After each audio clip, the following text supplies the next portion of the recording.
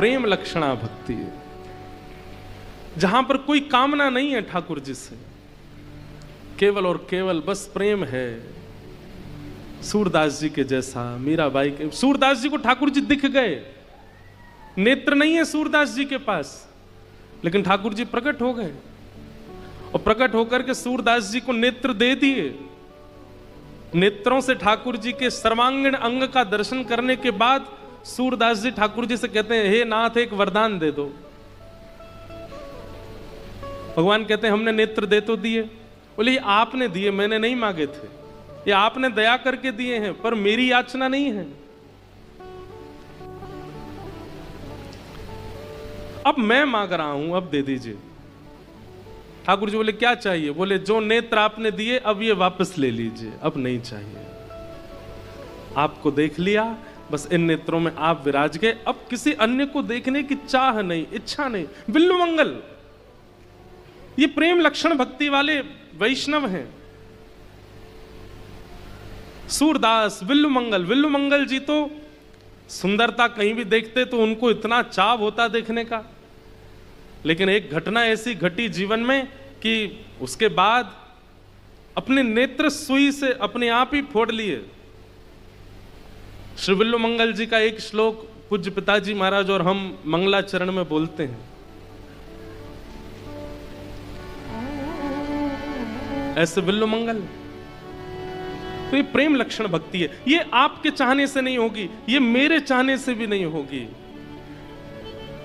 ये तो ठाकुर जी के चाहने से हो सकती है। ठाकुर जी चाह जाएं कि याते मोए प्रेम करनो है तो कर ही लेंगे ठाकुर जी।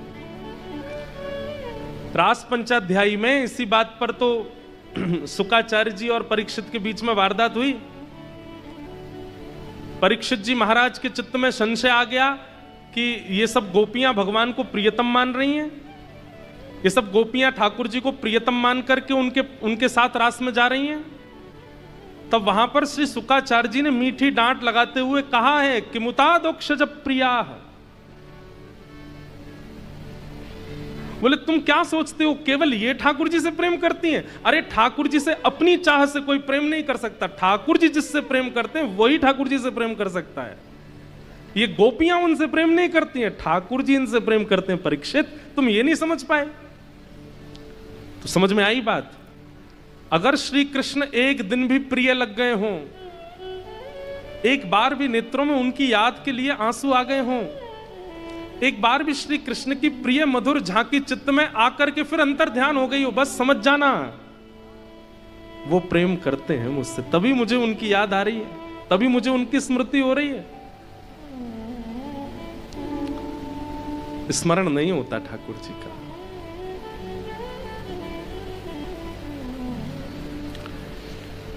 सूत जी कहते हैं, यतो भक्तिर अदोक्षजे कि धर्मस्वनिष्ठितः पुंसाम विश्वक्सेन कथासु यः नोत्पादयेदधिरतिं श्रम एव हि केवलम। बहुत अच्छी बात। यहां पर कहते हैं कि आपने जीवन में चाहे जितने साधन किए हों, जितनी तीर्थ यात्राएं करी हों, जितने भी भगवत साधन बताए गए हैं, यज्ञ हो, हवन हो, तीर्थ यात्रा हो, नदी स्नान हो, सबकी अपनी महिमा है, लेकिन आपके इन समस्त भावों को ठाकुर जी ने स्वीकार किया, इसका क्या प्रमाण है आपके पास? आप प्रमाण रूप में फोटो खिंचवाते हो। हम बद्रीनाथ गए थे, हम केदारनाथ गए थे, हम गंगोत्री गए थे, यमुनोत्री गए थे, हम जगन्नाथपुरी गए थे, वृंदावन गए थे, लेकिन आपके इन सब तीर्थ यात्राओं से, आपके सोमवार के व्रतों से, आपके एकादशी के व्रतों को, आपके समस्त उत्सवों को, आपकी समस्त प्रस्तुत करने वाली क्रियाओं को ठाकुर जी ने स्वीकार किया, इसका क्या प्रमाण है? मान लीजिए, इधर देखो सब लोग, मान लीजिए मृत्यु के बाद चित्रकेतु बोलने लगे, भाई देखो तुमको थोड़े दिन के लिए नरक तो जाना पड़ेगा, आप कहोगे ऐसे कैसे चले जाएंगे, हमने तो इतना पुण्य किया था नीचे जमीन पे। तो चित्रकेतु कहेंगे प्रमाण दो। तो वहाँ फोन थोड़ी होगा आपके पास, इंस्टाग्राम पे देखो हमारी फोटो, ये देखो हमने जप किया, हमने अनुष्ठान करवाए, देखो हमने यज्ञ किया। वहाँ फोन नहीं चलेगा, नेटवर्क नहीं आते वहाँ पे। ये सारे प्रमाण पृथ्वी पर चल जाएंगे, वहां कोई प्रमाण नहीं चलता है। वहां तो वही प्रमाण है जो ठाकुर जी ने स्वीकार किया, और ठाकुर जी ने आपके द्वारा प्रदत्त की गई सेवा को स्वीकार किया, इसका क्या प्रमाण है? कितनी अच्छी बात कहते हैं, नोत्पादयेद अधिरतिम श्रम एवहि केवलम। बोले किसी सत्संग में जाकर के बैठो, कहीं कथा चल रही हो, कहीं सुंदर वृंदावन के हरिद्वार के वक्ता आए हो, बैठो थोड़ी देर ठाकुर जी का सत्संग श्रवण करो। अगर सत्संग श्रवण करते करते उसमें रुचि बन रही हो और सत्संग में भाव सुनाने वाले वक्ता की वाणी से हृदय में परिवर्तन की भावना मन में आ रही हो, इच्छा हो रही हो श्रवण करने की प्रबल, समझ जाओ हमारे द्वारा किए गए एकादशी, तीर्थ यात्रा, सारे नियम साधन सब ठाकुर जी स्वीकार कर रहे हैं। सत्संग में रुचि बनना, भगवत वाणियों में रुचि बनना, आचार्य चरणों की वाणी में रुचि बनना, ये इस बात का प्रमाण है कि ठाकुर जी आपके भाव स्वीकार करते हैं। और यदि वहां रुचि नहीं बनती है आपकी, कथा में बैठे बैठे यूं ही देख रहे हैं कब बजेंगे 7, कब हो पूरी, मम्मी चलो ना बहुत देर हो गई यार, क्या अभी तो शुरू हुई है, चलने दे, ऐसी भावना मन में आती है। कहीं ना कहीं सत्संग जो है, परसों मैंने नामापराध बताए थे ना, उन नामापराधों में ऐसी भावना एक बताई गई है कि वक्ता के द्वारा कही गई वाणी ऐसी लगती हो, ऐसी बड़ा चढ़ा के बोलते हैं, इतना कुछ है नहीं है, ऐसी बात मन में आती हो, तो ये समझ जाइए कि आपके द्वारा किए गए सब साधन ठाकुर जी देखते भी नहीं है उनकी ओर, इसीलिए रुचि नहीं बन रही है कथा में, सत्संग में।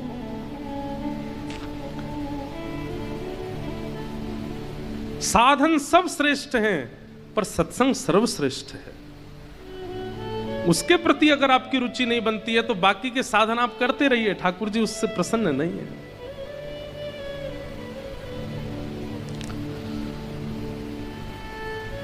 सूत जी महाराज प्रवचन करते हुए अपने भाव बता रहे हैं, अनेक भावों की पुष्टि करते हुए भगवान के अवतारों का वर्णन किया। तत्पश्चात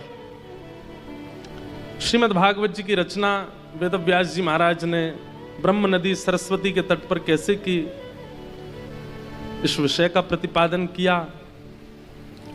वेदव्यास जी महाराज ने अनेक ग्रंथ लिखे, लेकिन मन में शांति नहीं है, असंतोष है, असंतुष्टि है। तभी वहां नारद जी का आगमन हुआ, और नारद जी महाराज ने आकर के व्यास जी के मुखमंडल को देख लिया कि आप बड़े चिंतित बैठे हैं। व्यास जी महाराज बोले, देखिए मैंने इतना सब कुछ लिखा, लेकिन मेरे हृदय को फिर भी शांति नहीं है, मेरे फिर भी हृदय को संतुष्टि नहीं है। एक बात याद रखिएगा बंधु, अत्यंत परिश्रम करने के बाद, अत्यंत लगन और मन से करने के बाद भी अगर असंतुष्टि का अनुभव अपनी क्रिया के प्रति होता है, तो उसके पीछे कारण क्या है वो यहां बताया गया है। आपने बुद्धि का प्रयोग तो बहुत किया, आपने इंद्रियों का प्रयोग तो बहुत किया, आपने धन का प्रयोग तो बहुत किया, आपने व्यवस्थाओं का प्रयोग तो बहुत किया किसी कार्य को सिद्ध करने में, लेकिन अपने हृदय का प्रयोग नहीं किया, यानी कि प्रेम का प्रयोग नहीं किया है, तो आप असंतुष्ट ही रहोगे। कितना भी भार भोजन कर लीजिए, पर संतुष्टि घर की दाल और रोटी में ही आती है, जो माँ बना के। अब ये बात हम इसलिए कह रहे हैं क्योंकि बाहर ज्यादा रहते हैं ना, जो लोग कभी कभी बाहर जाते हैं उनको कभी कभी अच्छा लगता है बाहर का, घर का कम अच्छा लगता, पर जो बाहर ही रहते हैं बेचारे, उनको घर की रोटी दाल चावल ही अच्छे लगते हैं, उसी से ही संतुष्टि होती है। क्यों? क्योंकि माँ हाथ से नहीं बनाती, माँ बुद्धि से नहीं बनाती, माँ धन के लिए नहीं बनाती, माँ स्वाद के लिए नहीं बनाती, माँ अपने पुत्र की संतुष्टि के लिए बनाती है, प्रेम से बनाती है, तो वो संतुष्टि ही करता है। बात समझ में आए तो ही तप तप ताली बजनी चाहिए। क्या समझ में आया? मानो श्री नारद जी महाराज संकेत कर रहे हैं, व्यास जी आपने बुद्धि लगा ली, आपने सब कुछ लगा दिया, आपने सारी व्यवस्थाएं लगा दी, पर अभी तक प्रेम का प्रयोग नहीं किया है। आपने जितने भी ग्रंथ लिखे हैं, भवतानुदित प्रायम यशो भगवतो मलम ये नैवासो न तुष्येत मन्ये तद्दर्शनम खिलम। नारद जी मानो कह रहे हैं कि हे नाथ, हे व्यास जी, सब लोग ध्यान से सुनो, आपने जितने भी ग्रंथ लिखे हैं उन सब में आपने 4 बातों को प्रधानता दी है, धर्म, अर्थ, काम और मोक्ष। इनको चतुर्विध पुरुषार्थ कहते हैं। इस संसार में हर व्यक्ति इन चारों में ही मिलेगा आपको। कोई व्यक्ति धर्म में होगा, वो धर्म का ही ध्यान रखता है 24 घंटा, कोई अधर्म ना हो जाए, धर्म से ये करो, ये करो, ये करो, ये करो, वो धर्म में ही रहता है। या फिर दूसरे प्रकार के लोग मिलेंगे आपको, अर्थ वाले, वो उनके दृष्टि में और कुछ है ही नहीं है, केवल अर्थ ही सब कुछ है। अर्थ मतलब धन, अर्थ का मतलब बल भी होता है। तीसरे प्रकार के लोग आपको दुनिया में मिलेंगे जो केवल अपनी कामनाओं की पूर्ति के लिए जीते हैं। वो परिश्रम भी इसलिए कर रहे हैं कि अपनी किसी कामना को पूर्ण कर सकें। वो धन भी केवल इसलिए कमाते हैं कि उस वाली जगह हम घूम के आ सकें, ये कपड़े खरीद सकें, ये वाली गाड़ी ले सकें, ऐसे कमरा बना सकें, ऐसा ये कर सकें। और चौथे प्रकार के आपको दुनिया में लोग मिलेंगे जो केवल और केवल मोक्ष की प्राप्ति के लिए जी रहे हैं। उनका एक ही उद्देश्य है, क्या? निर्वाण की प्राप्ति, मोक्ष मिले, बस मुझे मुक्ति मिल जाए, उसके लिए मैं क्या करूं। नारद जी महाराज बोले आपने चतुर्विध पुरुषार्थ की प्राप्ति के लिए सारे ग्रंथ लिखे हैं, तो व्यास जी बोले संसार में चतुर्विध पुरुषार्थ ही है, उसके अलावा है भी क्या? तब नारद जी बोले आप पंचम पुरुषार्थ भूल गए। बोले पंचम पुरुषार्थ कौन सा है? प्रेम। और बंधुओं, जो प्रेमी होता है, ना तो उसे धर्म की इच्छा, ना उसे अर्थ की चिंता, ना उसकी कोई कामना, ना उसको मोक्ष की प्राप्ति चाहिए, कुछ नहीं चाहिए। जो प्रेमी है, हमारे ब्रजवासी गाते हैं, कहा करूं वैकुंठ ही जाए, कहा करूं वैकुंठ ही जाए, जहां नहीं नंद, जहां नहीं यशोदा, जहां नहीं नंद, जहां नहीं यशोदा, जहां नहीं गोपी ग्वाल और गाय, जहां नहीं गोपी ग्वाल और गाय, कहाँ करूं वैकुंठ ही जाए, कहाँ करूं वैकुंठ। हरिद्वार वाले बुरा नहीं मानिएगा, नहीं मानिएगा। हाँ, हरिद्वार में धर्म भी है, हरिद्वार में अर्थ भी है, हरिद्वार में काम भी है, और हरिद्वार में मोक्ष भी है। हमारे वृंदावन में चारों ही नहीं है। ठाकुर जी को सुबह ब्रह्म मुहूर्त में पूरी दुनिया में उठाया जाता है। वृंदावन में 8 बजे उठते हैं बिहारी जी, लाडले लाल। अरे कितने घरों के बच्चे सुबह 6 बजे उठ के 7 बजे बस में बैठ के स्कूल पहुंच जाते हैं। तब तो हमारे वृंदावन को राजा उठे, वहां धर्म नहीं है। हमारे ब्रजवासी भाई बंधु ज्यादा पढ़े लिखे नहीं मिलेंगे आपको, सामान्य है, सीधे साधे हैं।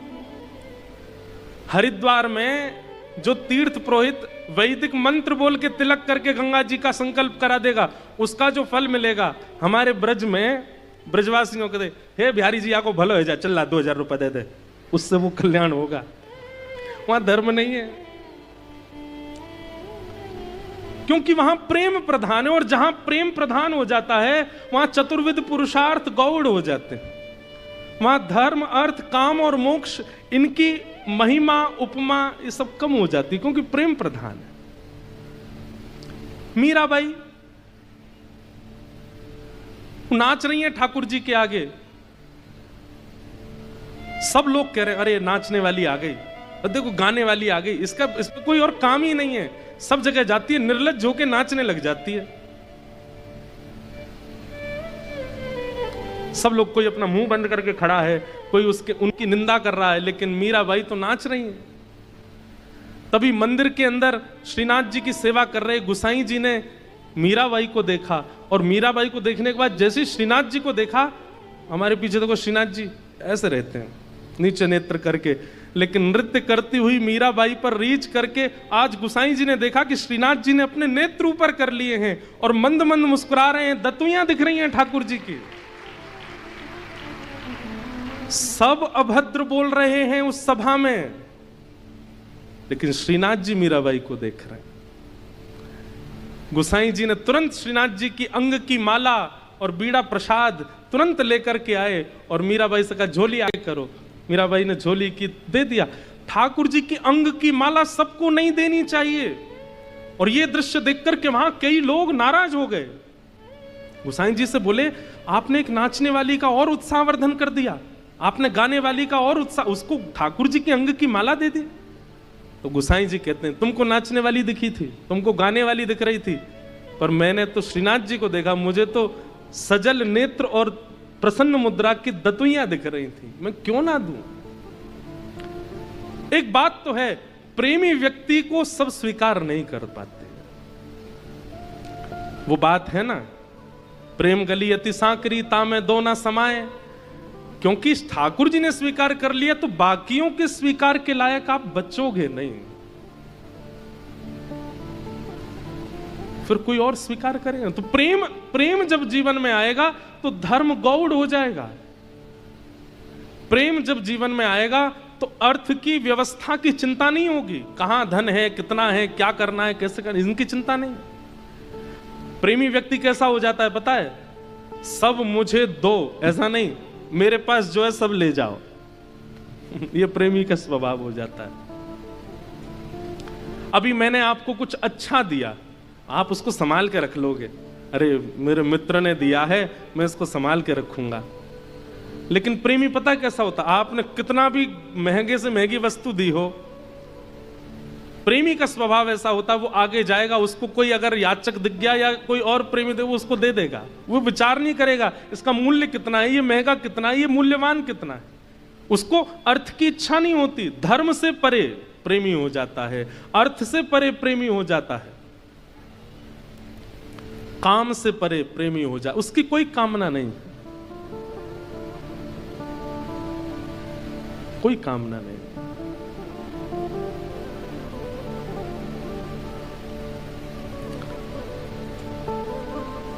और मोक्ष, वो मोक्ष भी नहीं चाहता।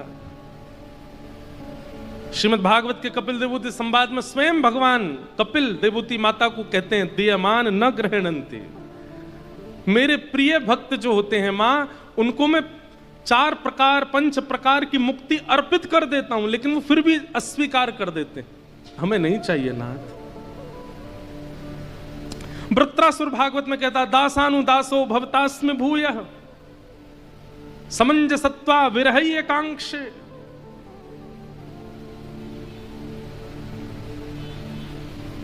कितने भक्तों का नाम लें हम, प्रेमी भक्त की इच्छा ही परे हो जाती है। प्रहलाद जी कहते हैं कामानाम हृदय संरोहम भवतस्तु व्रणेवरम, मेरे चित्त में कोई कामना ही प्रकट ना हो, नाथ ऐसा वरदान दे दो। कैसे होते हैं प्रेमी भक्त सारे,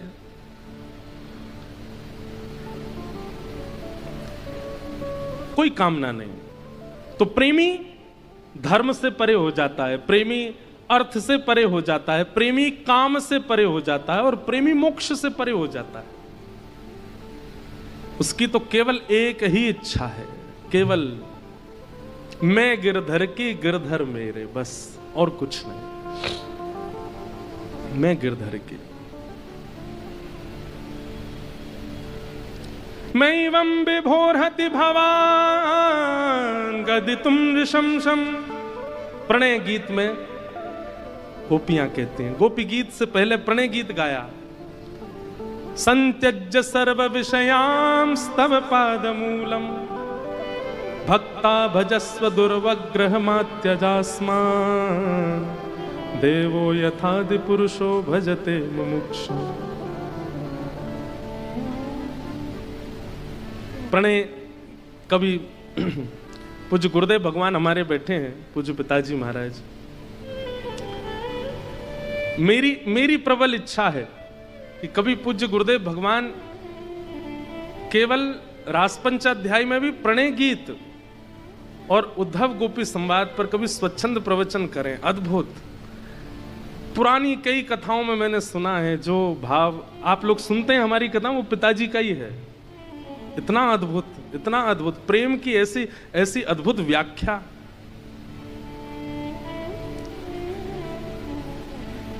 प्रेम उसको देखो, एक बात कहूं, मैं कह दूं और आप समझ जाओ, वो ज्ञान हो सकता है, वो बात हो सकती है, वो कथा हो सकती है, वो प्रेम नहीं हो सकता। प्रेम क्या, ना मैं कह पाया और ना आप समझ पाए, वो प्रेम था जो आपके सर के ऊपर से निकल गया और मेरी वाणी विचलित हो गई, वो प्रेम है। नारद जी महाराज व्यास जी से कह रहे हैं कि हे व्यास जी, आपने धर्म अर्थ काम मोक्ष की प्रधानताओं को सारे ग्रंथों में बताया, लेकिन हमारे कहे से एक ग्रंथ ऐसा लिखो जिसमें केवल प्रेम की प्रधानता हो, जहां पर भगवान के निर्मल यश का वर्णन। अब यहां पर गुरुदेव भगवान कहते हैं कि भवतानुदित प्रायम यशो भगवतो मलम, भगवान के निर्मल यश का वर्णन करो। तो क्या अभी तक निर्मल यश का वर्णन नहीं कर रहे थे व्यास जी? कर रहे थे, लेकिन अभी तक वो निर्मल यश का वर्णन नहीं किया है जहां पर ठाकुर जी का प्रभाव ना दिख रहा हो, स्वभाव दिख रहा हो। अभी तक व्यास जी ने जितने ग्रंथ लिखे उसमें ठाकुर जी का प्रभाव दिखता है, उसको पढ़ने के बाद ठाकुर जी भगवान जैसे दिखते हैं।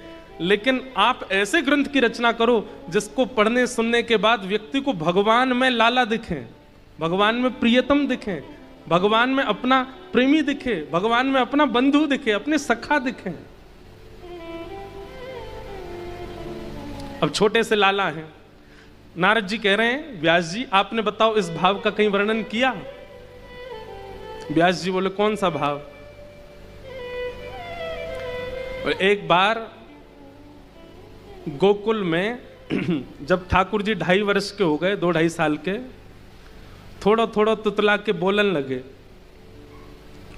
तो गोकुल में यशोदा मैया की जेठानी मतलब ठाकुर जी की बड़ी मम्मी ताई जी आई। जैसे ही ताई को आगमन भयो तो यशोदा मैया पहले से ही समझा रही हैं लाला को, लाला देख तेरी बड़ी मैया आ रही है। बोला अच्छा। जैसे ही आवे ना बाकी पामन में ऐसे दंडवत करियो जैसे बच्चों को समझाते हैं मेहमान घर पे आ रहे हैं, समोसे मत खा जाना उनके सामने, रसगुल्ला लेके भागते हो तुम, ऐसे मत करना, पैसे दें तो हमको दे देना। माताएं बच्चों को पहले से ही समझाती हैं। जब आए तो उनको दोनों हाथ से प्रणाम करना, उनके सामने फोन मत चलाना, नहीं तो यूं कहेंगे कैसा गंदा बालक है इनका। तो बालक बेचारा 2-3 घंटे के लिए इतना सुपात्र बन जाता है। कई माताएं तो बेचारे बालक के हाथ पैर जोड़ती हैं, तू देख ऐसा करेगा तो मैं तेरे को फिर गंगा घाट पर चाट खिला के लाऊंगी। तो वो इसी लोभ में बेचारा सीधा बना रहता है कि कुछ तो देंगे। यशोदा मैया समझा रही है, लाला तेरी बड़ी मैया आ रही है आज। बोले अच्छा कहा करनो मैया? बोले जैसे ही आवे उनके पामन में गिर जाइयो, ऐसे दंडवत करियो, लिपट जाइयो। ठाकुर जी मैया तेरी तरह करूं, ऐसे ऐसे ऊपर नीचे पाम दबाऊं? बोला हाँ ऐसे कर दियो। अच्छा और कहा करनो है? उनते राम राम करियो और गोद में ले लें तो एक बार ने ऐसे हृदय ते लगा लियो तो ते रीझ जाएगी, और रीझ गई तो को आशीर्वाद दे के जाएगी, मेरे लाला की लंबी उम्र है जाएगी, मेरो लाला खूब खूब सुंदरिया को बढ़िया भविष्य निर्मल है जाएगा, उज्जवल है। माँ को और क्या चाहिए? ठाकुर जी बोले मैया बा के बदले मोह कहाँ मिलेगा? ठाकुर जी बोले मतलब? यशोदा मैया बोली मतलब? बोले मैं इतना करूंगो, बाकी पामन में लौट के प्रणाम करूंगो, बूढ़ी बड़ी मैया बाकी गोद में चढ़ के आलिंगन करूंगो, बातें राम राम करूंगो, तू जैसो कहेगी वैसे वैसे, बा के बदले मोह कहाँ मिलेगो? मैया बोली मतलब या में भी तेरो कोई ना कोई स्वार्थ है, या में कछु चाहिए तो है, यहूं व्यापार करेगा? बोले हाँ मैया ऐसे तो करूंगा ना, बता तेरो ही लाला हूं मैं। यशोदा मैया बोली तू बता कहा लेगो? बोले मेरो ब्याह करा दियो वाके बदले। वाह, बड़ी मैया प्रणाम करवे के बदले ब्याह करेगो ना? तो मैया देख ले आन दे, मैं तो बिल्कुल प्रणाम ना करूंगा और अभद्र और बोल दूंगा। वो मधुमंगल सीता माँ ने मुझको गारी सिखा दी है वो और बोल दूंगा उनके सामने। यशोदा मैया बोली मैं तो फंस और गई है बोल के। अरे लाला तेरे हाथ जोड़ू, तू शांत खड़ो रही ना मैया, देख ले पहले वचन दे मेरे ब्याह करावे कि तब प्रणाम करूंगा। मैया बोली तेरो ब्याह करा दूंगी, बस मेरी लाज बचाए लियो। बड़ी मैया आई, जैसे ही बड़ी मैया आई ठाकुर जी तो दौड़ करके, नेक्स्ट से 2.5 साल की तो हैं अभी, गदमदरा से ठाकुर जी, उनको देख के वैसे ही सबन को मन करे कि हमारी गोद में आ जाएं। ठाकुर जी तो दौड़, अरे मेरी बड़ी मैया आ गई, मेरी बड़ी मैया आ गई, तुम्हारे पाम कहाँ हैं? लिपट गए ठाकुर जी, पाम ढूंढे, ऊपर उठा के देखें कहाँ है पाम? अरे कैसे सुंदर पाम है, मैं इनको धो के पी जाऊं, मैं इनको हृदय पे लगा लूं अपने। बड़ी मैया के तो नेत्रन में आंसू आ गए। अरे यशोदा कैसो सुपात्र लाला तेरो? मैया बोली भीतर की कौन जाने, कितनो स्वार्थ दे के पाम छुपा रही हूं मैं। मैया ने गोद में ले लिया। अरे मेरो लाला, ठाकुर जी पहली बार मिले। मैया तेने बहुत बुरा किया। बोले क्यों? मैंने जन्म लेते आंख खोल के देखी, तू ना दिखी मो यहाँ पे। बोले अच्छा तो याद है लाला, ऐसी बात बना मैं। ठाकुर जी का स्वरूप ऐसा है, वृंदावन के ठाकुर जी ऐसे हैं, वो वाणी से आपको अपना बना लेंगे, वो नेत्रों से आपको अपना बना लेंगे, वो स्पर्श से आपको अपना बना लेंगे। इसीलिए यहां पर संकेत करते हुए श्री शुकाचार्य जी, श्री नारद जी महाराज कहते हैं आपने ऐसे ठाकुर जी के स्वभाव का वर्णन कहां किया? कहीं भी तो नहीं। देखो बड़े लोग प्रारंभ करते हैं, फिर बालक उसका विस्तार करते हैं। वास्तव में भगवान की बाल लीला का प्रारंभ श्री वेदव्यास जी ने किया, फिर उसका विस्तार हमारे सूरदास जी ने कर दिया, हमारे कुंभनदास जी ने कर दिया, हमारे ब्रज के रसिकों ने कर दिया, पर प्रारंभ तो श्रीमद् भागवत से ही हुआ भगवान की बाल लीलाओं का, भगवान के उस स्वभाव का, जहां पर ठाकुर जी शंख चक्र गदा पद्मधारी नहीं है, जहां पर ठाकुर जी काल रूप नहीं है, जहां पर ठाकुर जी का भयाभय विशाल रूप नहीं है, जहां ठाकुर जी कोमल हैं, जहां ठाकुर जी सरल हैं। वो स्वरूप तो वृंदावन में प्रकट हुआ ना, और उस स्वरूप का वर्णन वेदव्यास जी ने किया भागवत जी में। और किसके कहने से? नारद जी के कहने से। नारद जी कहते हैं, बोले कि व्यास जी अगर आप चाहते हैं कि आपके हृदय को शांति मिले, संतुष्टि का अनुभव हो, तो अब ऐसे ग्रंथ का निर्माण करो जिसको पढ़ने सुनने के बाद श्रवण करने वाले और बोलने वाले के चित्त में प्रेम प्रकट हो। कलयुग में ज्ञान से उद्धार संभव है, पर पूर्ण गारंटी नहीं है। कलयुग में वैराग्य से कल्याण है, पर पूर्ण समर्थन नहीं है। कलयुग में अन्य अन्य साधनों से कल्याण हो सकता है, पर पूर्ण समर्थन नहीं है इस बात का। पर कलिकाल में ठाकुर जी के प्रति प्रेम लक्षणा भक्ति हो जाए, इससे कल्याण होगा, इस पर 100% समर्थन है, क्योंकि हुआ है। कितने आचार्यों को हमने देखा है। मीराबाई कहती हैं, यह संसार सकल जग झूठा, झूठा कुल रानाता। यह संसार सकल जग झूठा, झूठा कुल रानाता। बहुत सुंदर पद है, मीराबाई गाती हैं, आप सब मेरे संग गाओ। गिरधर जन्म मरण रासा, गिरधर जन्म मरण रासा थी। गिरधर जन्म मरण रासा थी। गिरधर जन्म मरण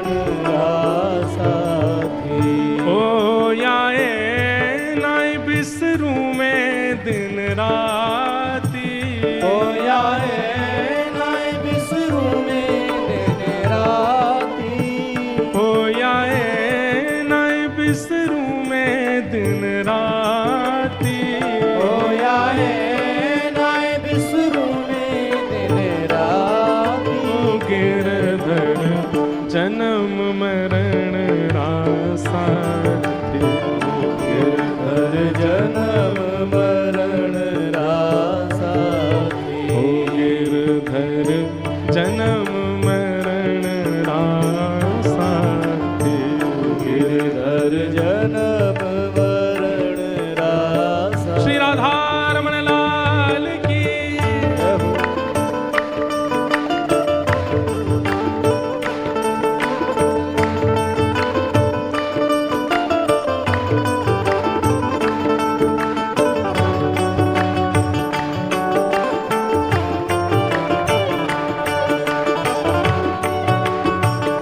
श्री जगन्नाथ महाप्रभु की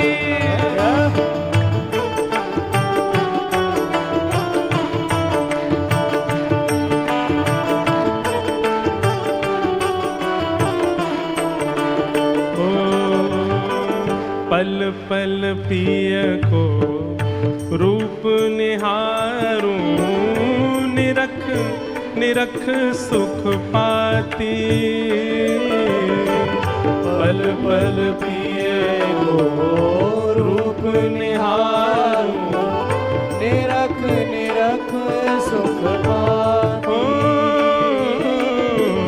पल पल पिय को रूप निहारूं निरख निरख सुख पाती।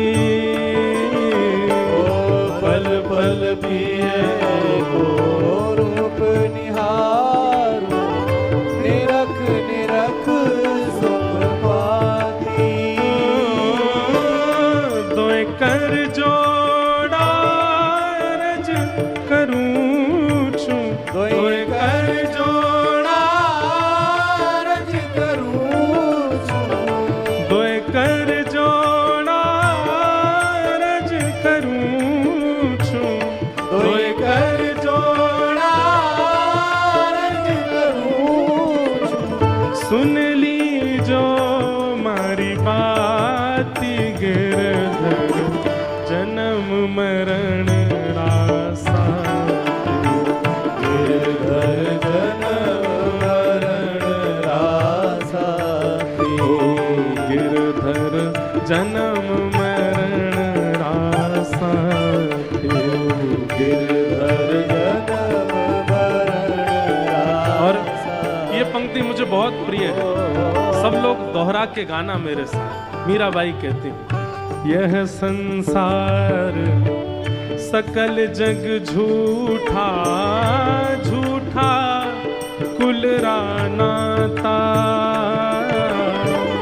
यह संसार सकल जग झूठा झूठा कुल रानाता।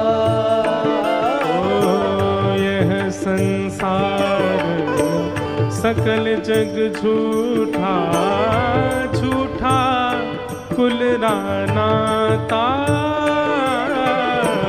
यह संसार सकल जग झूठा झूठा कुल रानाता। तो साचे कौन है? जब सब झूठे हैं तो फिर सच्चा कौन है? मीराबाई कहते हैं, मीरा के प्रभु गिरधर नागर। मीरा के प्रभु गिरधर नागर। मीरा के प्रभु नटवर नागर। मीरा के प्रभु नटवर नागर। हरि चरणाच पड़ाच गिरधर जन्म मरण रासा। गिरधर जन्म मरण रासा। गिरधर जन्म मरण रासा। गिरधर जन्म मरण रासा। ओ आए नाय बिसरूं मैं दिन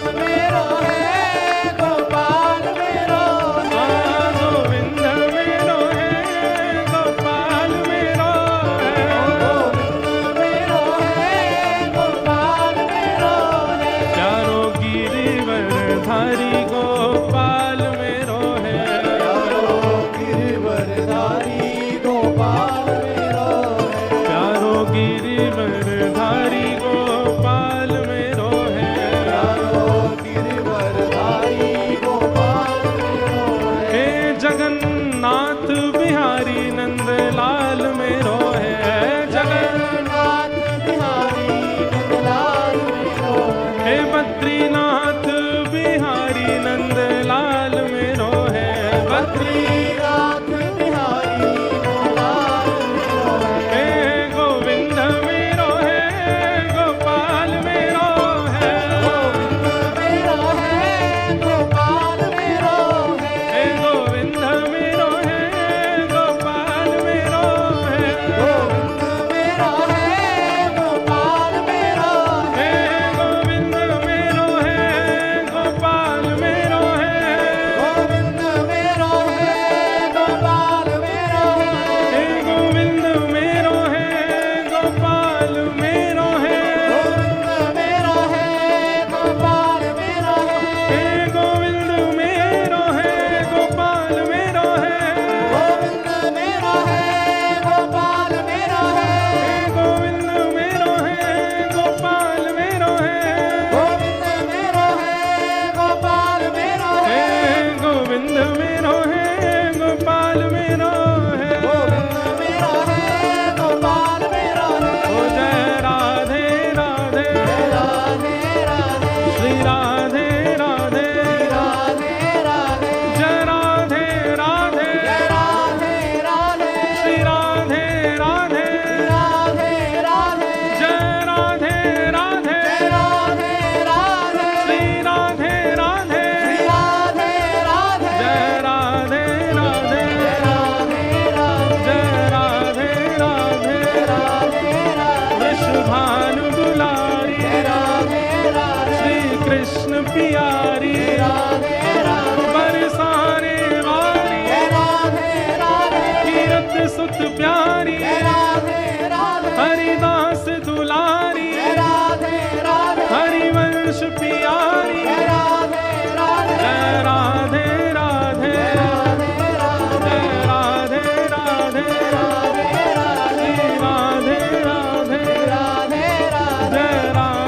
राधे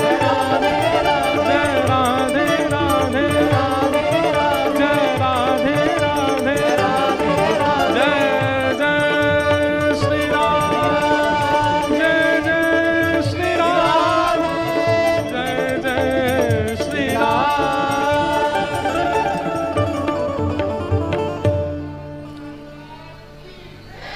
गिरधर जन्म मरण रासा थी।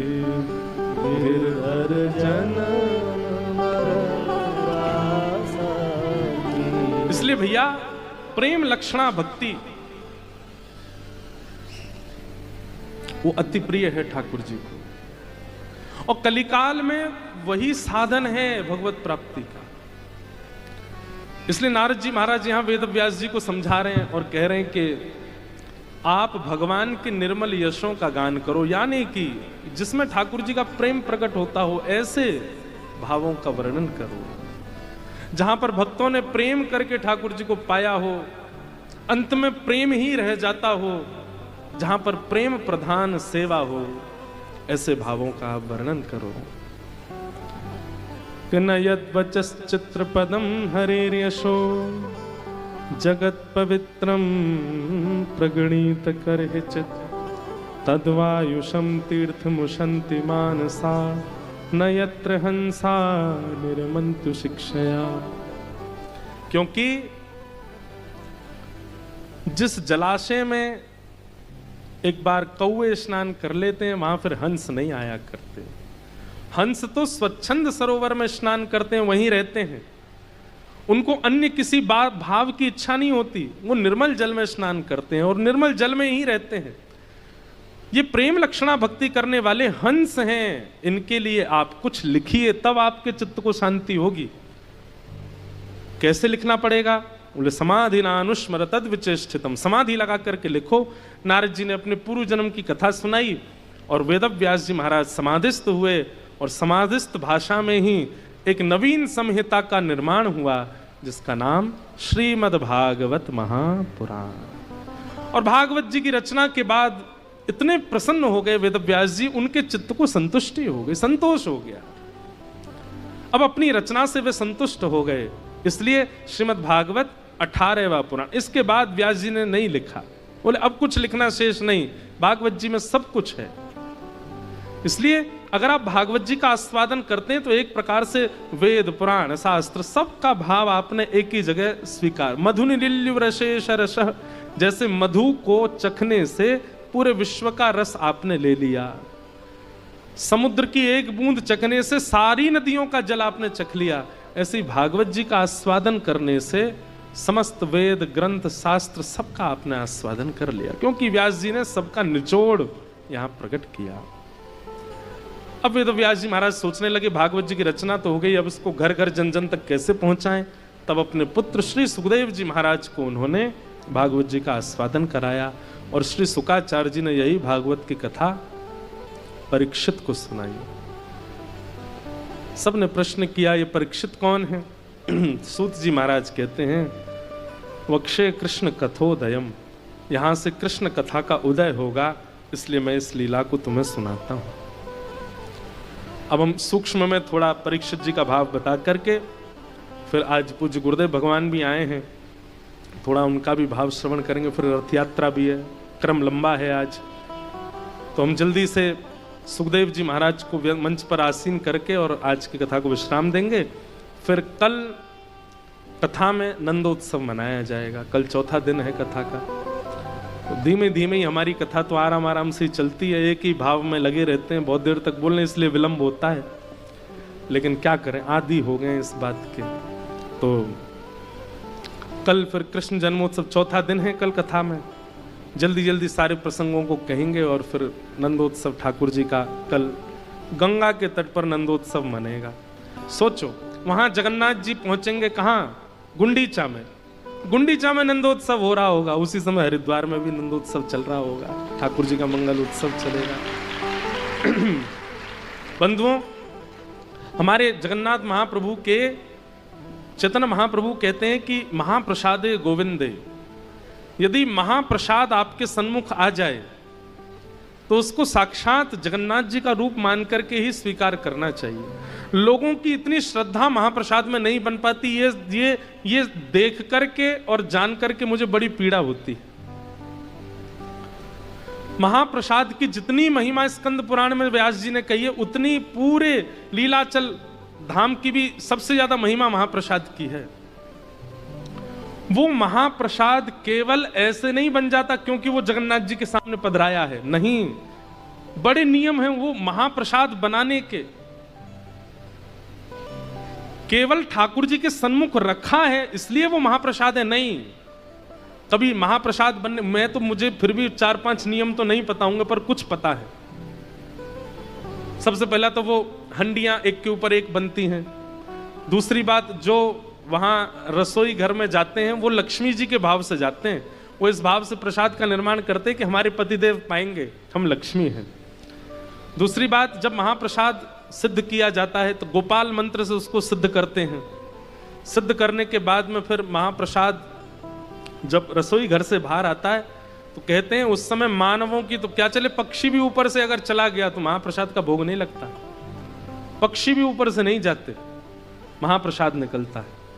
फिर 12 भागवतों को भोग लगता है, देवी देवताओं को। और फिर वहां एक विमला देवी है, जगन्नाथपुरी में एक सिद्धपीठ भी है, जो देवी माताओं के पूरे भारत में स्थान है, उनमें एक सिद्ध स्थान जगन्नाथ मंदिर के अंदर है, विमला देवी।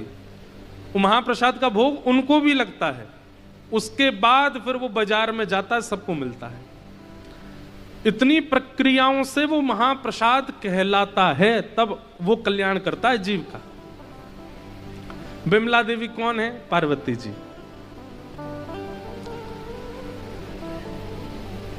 एक बार नारद जी के मन में आया कि मुझे ठाकुर जी का महाप्रसाद पाना है, तो वैकुंठ पहुंच गए।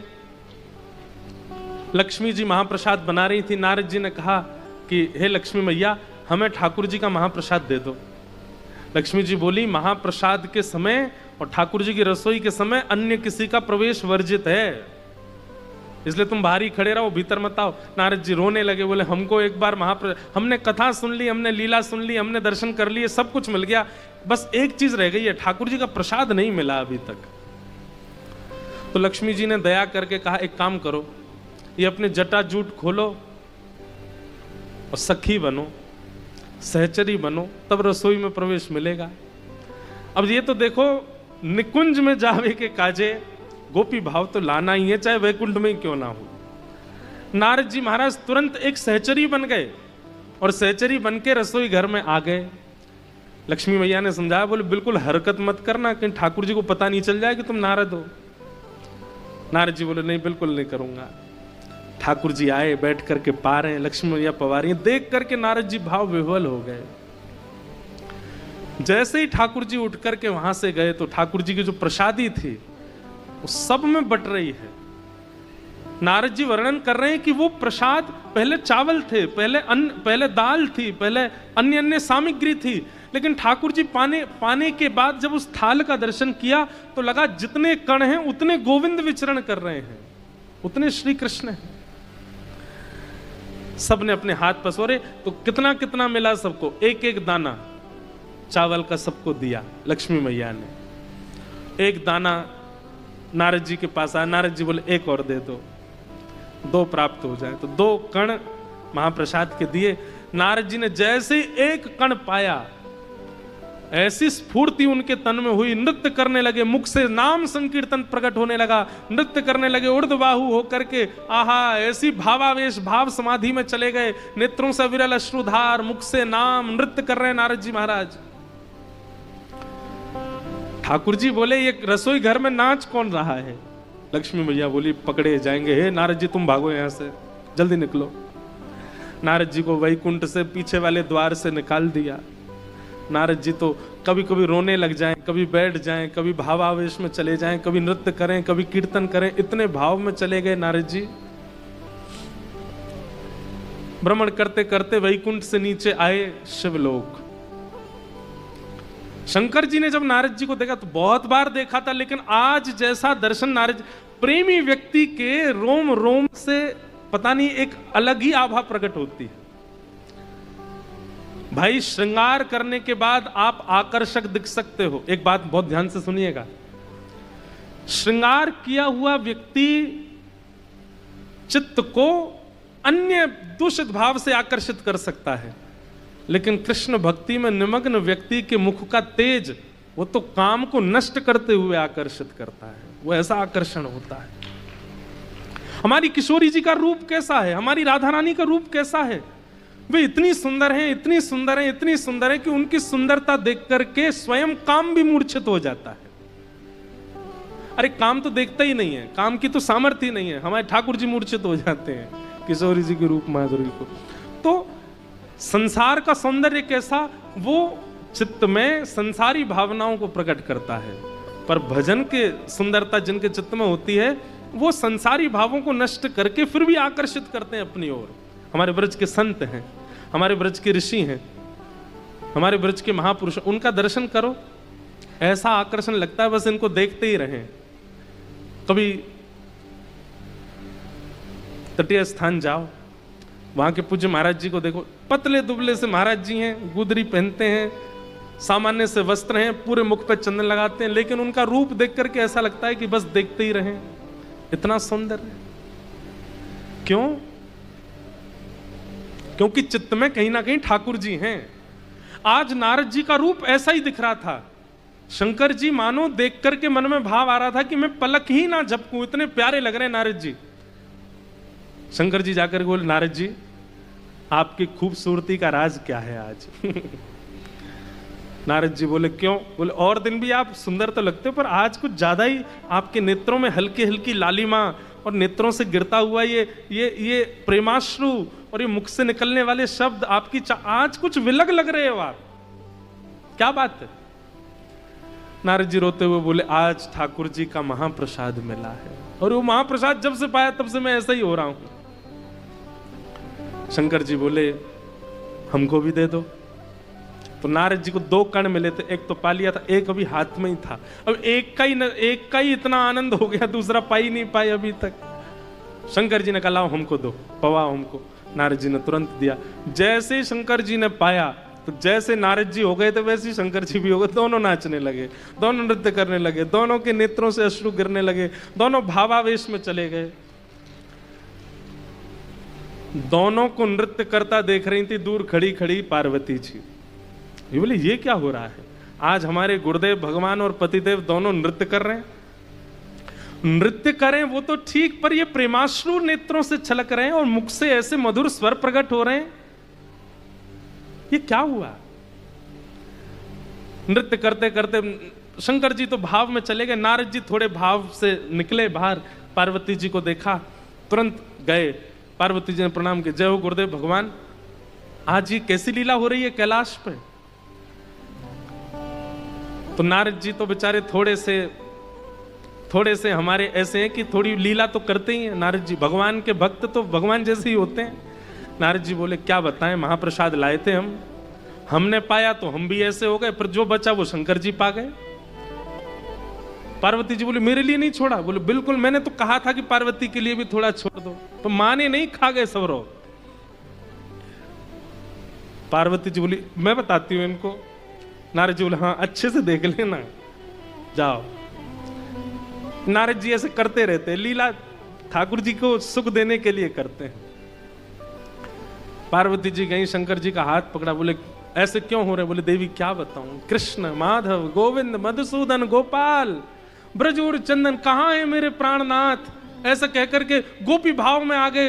बोले गोपी भाव बाद में लेके आना, पहले ये बताओ ये महाप्रसाद अकेला क्यों पाया आपने, मेरा कहां। देवी एक ही कण था। बोले झूठ बोलो, गुरुजी बोल के गए थे कि वो महाप्रसाद लाए, आधा आपने पाया आधा। बोले तुम्हारे गुरुजी झूठ बोल रहे हैं, एक ही कण दिया उन्होंने। बोले एक ही कण दिया तो उसमें से आधा कर देते, आप पाते मैं। बोले अब देवी लोभ आ गया मन में, मैं नहीं दे पाया तुमको।